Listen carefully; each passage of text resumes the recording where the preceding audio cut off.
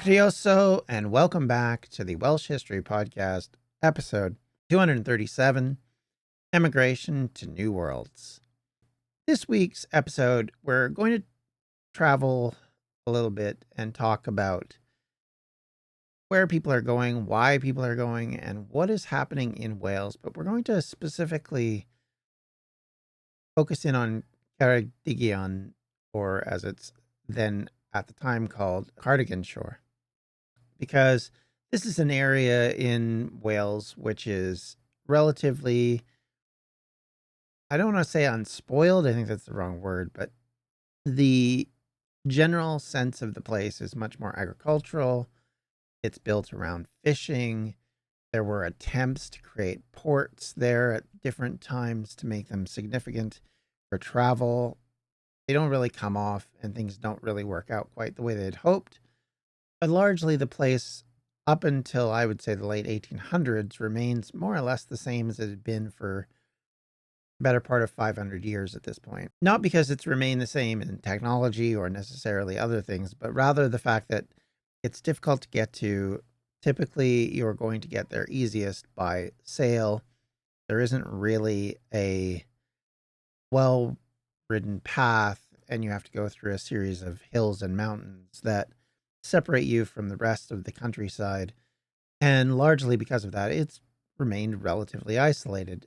So, why is this area struggling? Why is this area perceived as not succeeding in the same way that other parts of Wales are succeeding at this time, or at least the perception is that it's succeeding?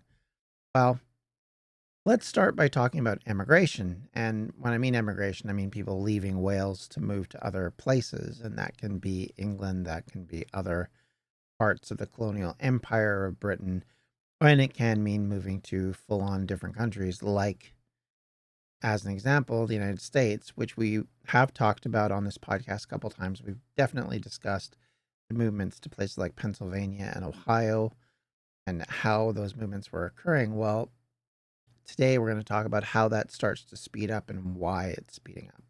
So let's start talking with numbers. Between 1850 and 1900, an estimated 86,000 Welsh people emigrated to the United States, but there were even more that emigrated to Canada, Australia, and Argentina, just to name a few places. And it's estimated about 250,000 Welsh people emigrated to various parts of the world during this time. To put this in perspective, Wales had a population of roughly 1.5 million in 1851.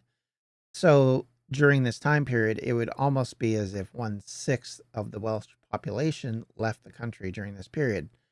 This is not to the same degree as what happened in Ireland, where the percentages are much higher because of the potato famine and the exodus that happens because of crackdowns by and religious persecution by the British in Ireland.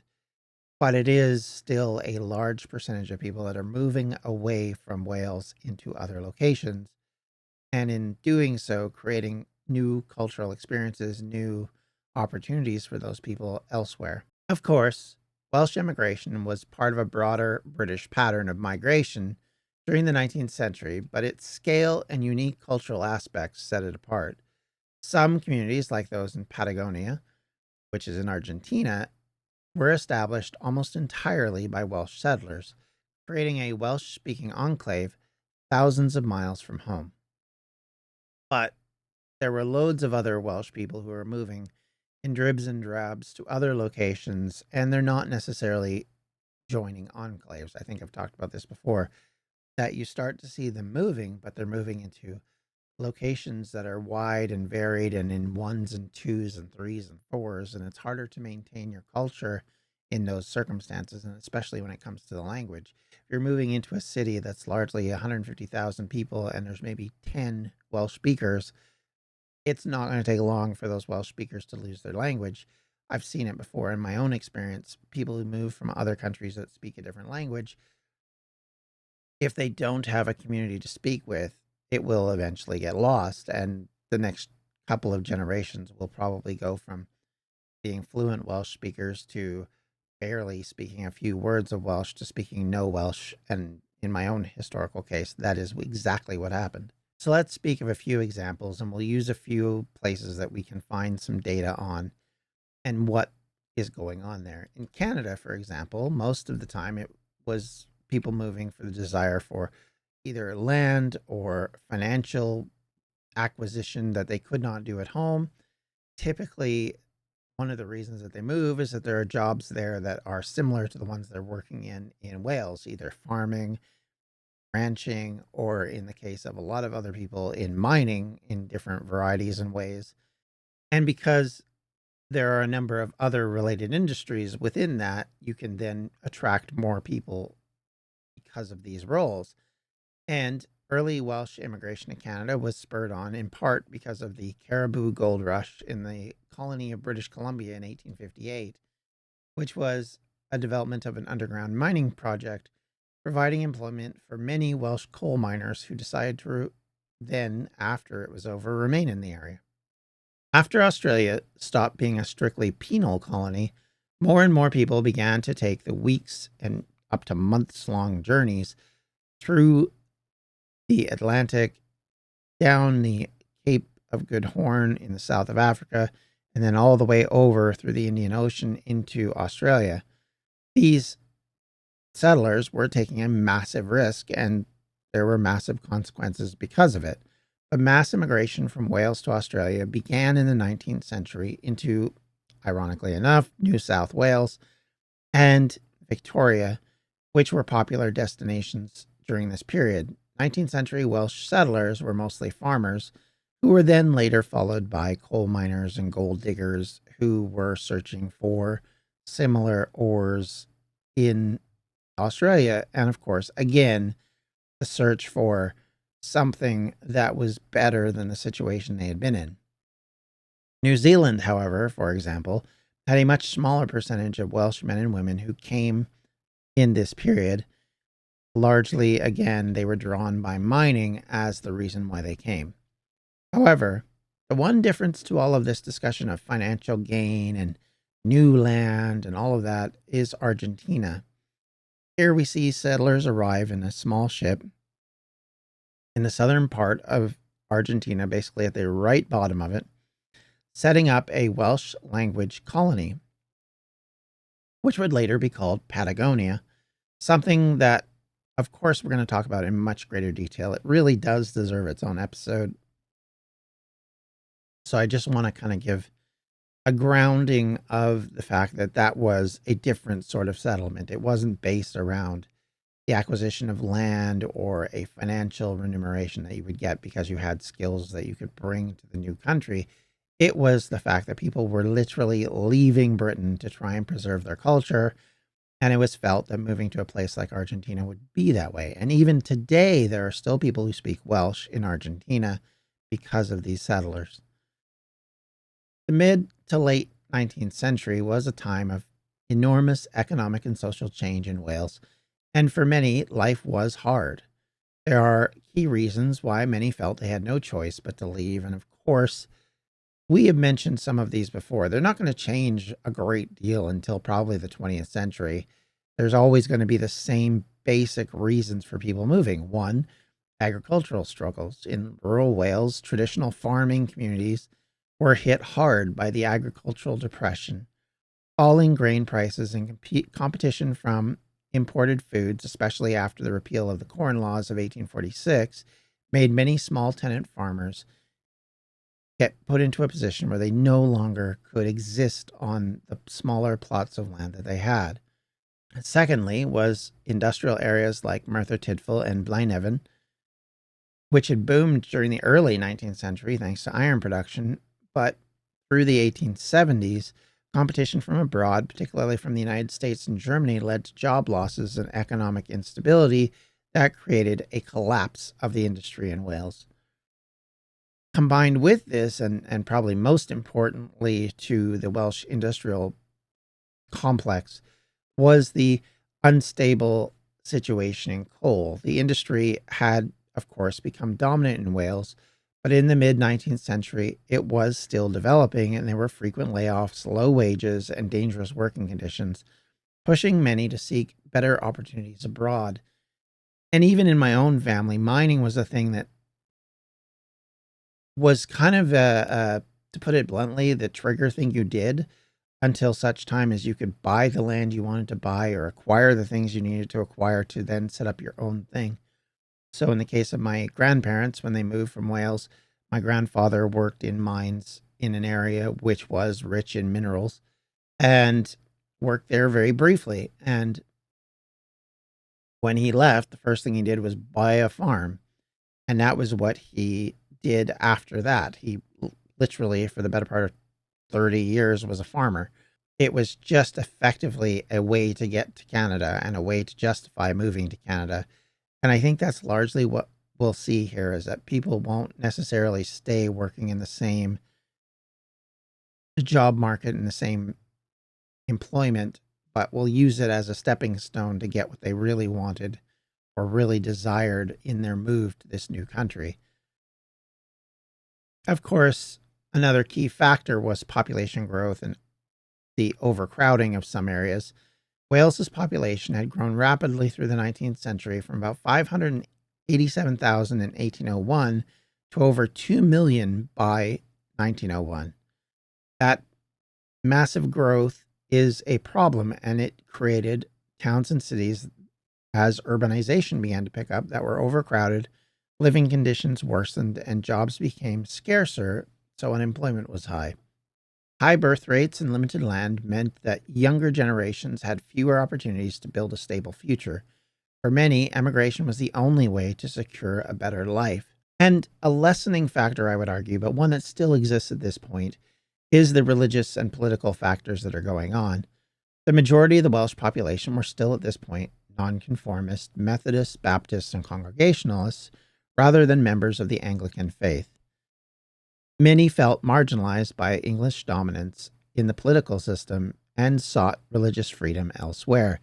That was, as you remember, one of the driving points for the movements to the United States, and one of the reasons why it became such a popular location for many Welsh people through about 150 years.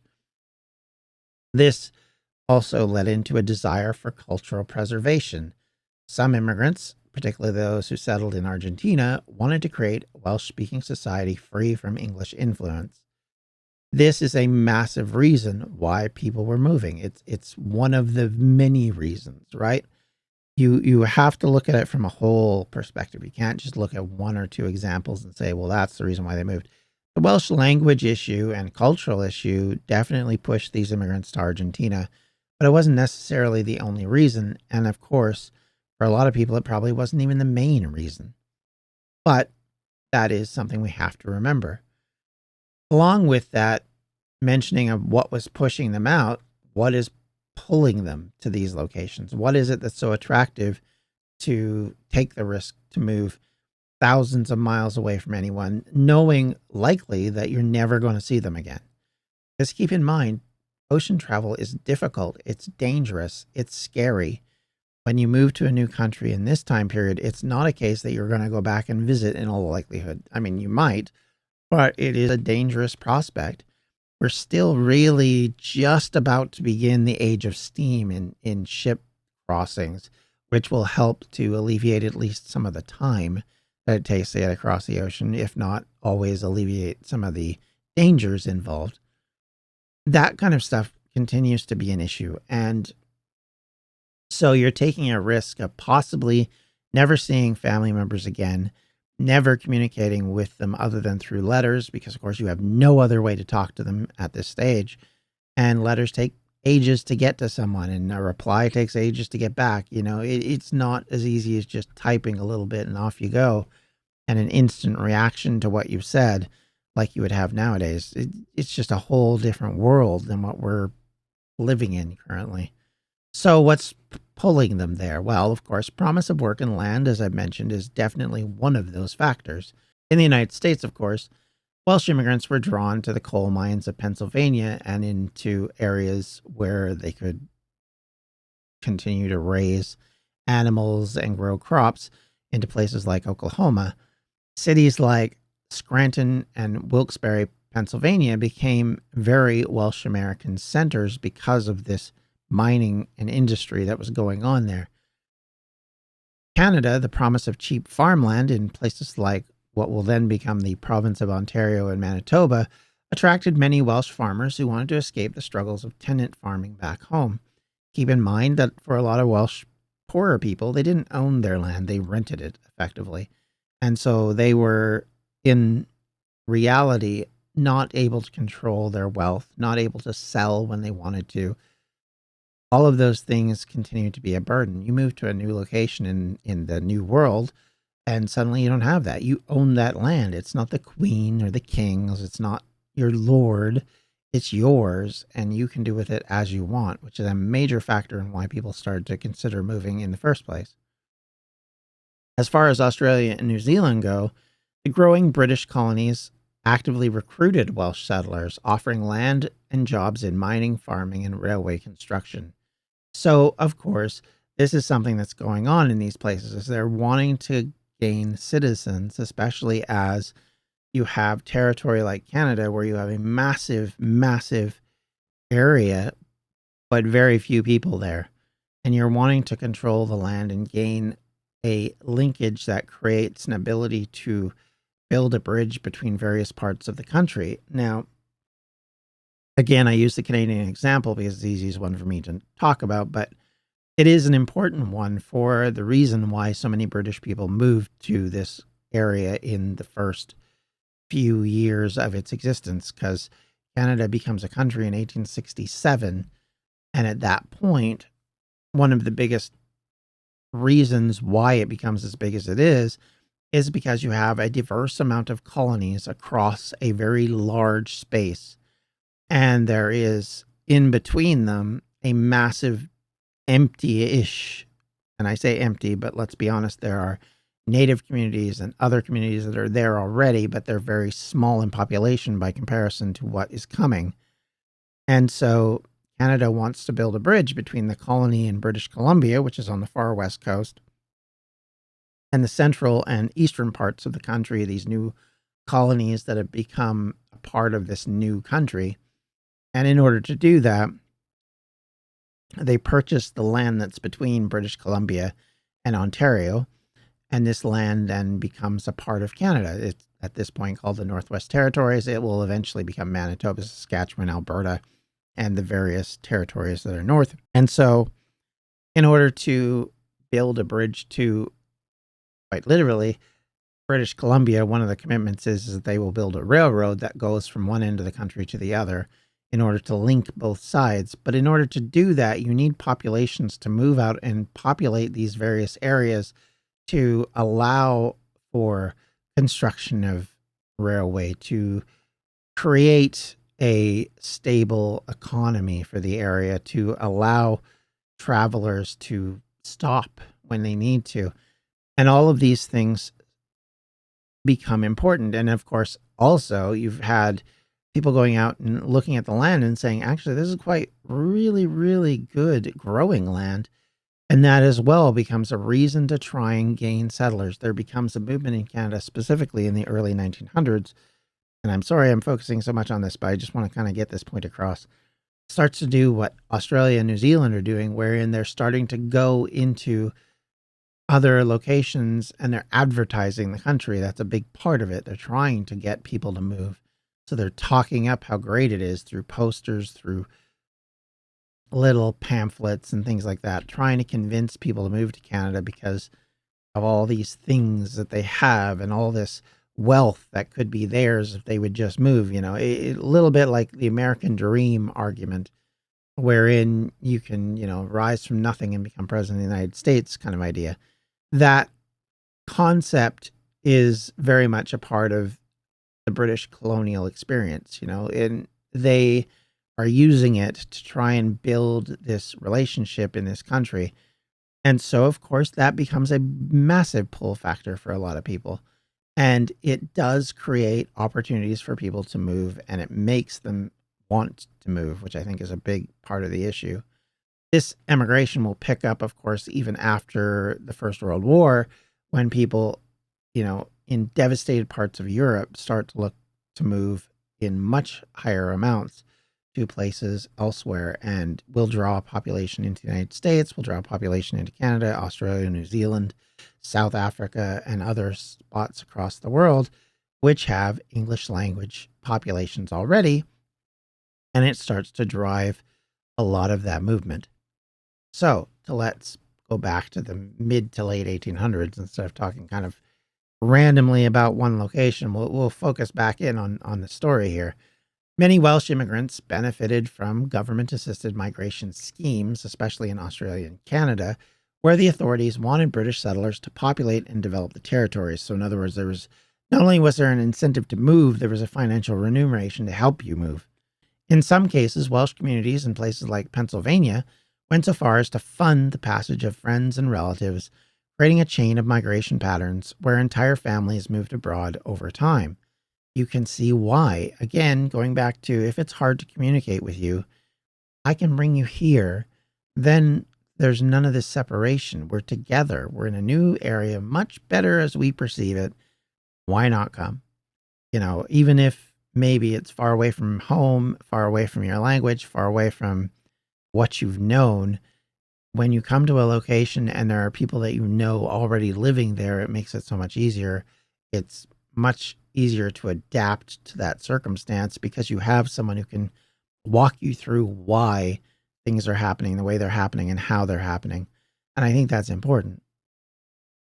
So what's happened back in Wales while this massive movement of people has been going over to other areas? For example, and as I mentioned early on in the podcast, we're going to focus in on Ceredigion and the effects that the loss of these people had on the community. It was then, as it is today, a sparsely populated area, currently the second least populated county in Wales. The area is situated along the Cardigan Bay on the Irish Sea. It starts in the south at Cardigan, no surprise there, or Ceredigion, and travels north to Aberystwyth, and then travels along the border at the River Divey in the north. For centuries, people in Ceredigion had worked the land. They were tenant farmers, raising livestock and growing crops. According to historian Catherine Cooper, quote, from the 1870s, the country was experiencing a significant loss by migration. Unlike the rest of Wales and England, which during this period is actually increasing in population every year, simply because even with the emigration, there were still more children being born in these countries, and there were people even moving into Britain from other places during this period, something that hadn't really been happening en masse for a long time. But this county is decreasing. It is seeing waves of immigration, which is not being replaced by the population. Ceredigion was an area where there were only a few major towns, if you want to call them that, such as Lampeter, Hageren, Ceredigion, and Aberystwyth, which were large enough settlements that had any sort of population that you would consider to be a serious one. The rest were strings of smaller settlements and agricultural land strewn about with a few people on them. Aberystwyth, as well as being, at least at this point, a busy seaport, had been gaining in popularity since the 18th century as a watering place for affluent visitors, particularly the gentry of Mid Wales and the borderlands. The annual influx of these visitors boosted the town's economy and status and range of services. By 1835, there were 3 hotels and 85 lodging houses to accommodate these visitors who did not have their own townhouses there. This idea of an area of a coastal vacation spot would, of course, grow, and it would eventually transform the area into a strictly seaside vacation spot in the later Victorian period, and eventually would be the site of the first Welsh university, but that was still to come at this point. And because of that, you see the influx and change that comes because of it. As the size of ships increased with the transition from sail to steam, activity at numerous small ports across the British coastline declined, and the arrival of the railway network to the county in the 1860s sped up the general slide of coastal trade and shipbuilding in the county. Steam trains would facilitate more visitors heading to the area, because, of course, there was now an easier way of traveling and a much more time compressed travel period. This allowed them to also come to these areas quicker. Smaller ports with sailing ships versus a fast rail system now made little sense. The age of water was, as a chief road of transport, coming to an end within the island of Britain, and in its wake, less and less dependence on river and sea shipping for local goods. In the 1800s, there was pressure to leave this idyllic countryside filled with green hills and sheep. And it is an idyllic countryside. If you walk those hills, as I've done, and the mountains in the area, it is beautiful and gorgeous. And you see why it is such a draw to people who are visiting. But at the same time, if you're living there, your opportunities, at least at that point, would have been much smaller. Life was, of course, tough. Agriculture wasn't yielding the returns it once did, and especially after the Napoleonic Wars ended, where markets had suddenly opened, the markets for wool and grain collapsed. By the time we reached the Victorian era, the economy of rural Wales has stagnated. Poverty, unemployment, and high rents became the norm. We've talked a lot about this over the last few episodes and years, and families were finding it increasingly difficult to survive. The economic hardships of the mid-19th century were the primary driver for immigration, and the promise of a better prospect abroad was a powerful lure. For many in Ceredigion County, places like America seemed like a land of opportunity, where they could escape the constant burden of rent and begin anew. Despite considerable immigration, the population of England and Wales still doubled between 1801 and 1851, and then doubled again by 1911. Even so, it's not until the mid-19th century that the urban populations of England and Wales began to finally exceed rural areas, which is fascinating to kind of note. The population of Ceredigion dropped dramatically, of course, as I mentioned, during the Victorian era, as significant portions of its young, able-bodied population left for better opportunities abroad. Entire villages lost generations of men and women. Yet this wasn't a story of loss alone. Many of those same immigrants sent money home, remittances they were called, which helped support the families and communities they left behind. This trend continued into the late 19th century, and immigration spread even further. In 1865, a group of Welsh settlers, led by Captain Tom Phillips, set sail for Patagonia in Argentina, where they, of course, founded the Welsh-speaking colony we mentioned. What did this mass migration then mean for Wales? Well, of course, it meant a demographic shift. The population was getting older because there was less younger people. And in some rural areas of Wales, this meant population decline. This had a lasting effect on the economy and society, something that, of course, was already begun by the urbanization of society and the movement of a lot of Welsh people into England during this period. Keep in mind that places like Liverpool and Bristol and London are all booming at this period, and they are drawing people from across Britain to move there. There are strong pockets of Welsh people who will live in these cities and create Welsh enclaves. This continues to happen across the world as more and more Welsh people are leaving. And of course, this harms the cultural links and the language because there's less people who are speaking the Welsh language in areas where they are very strongly upheld.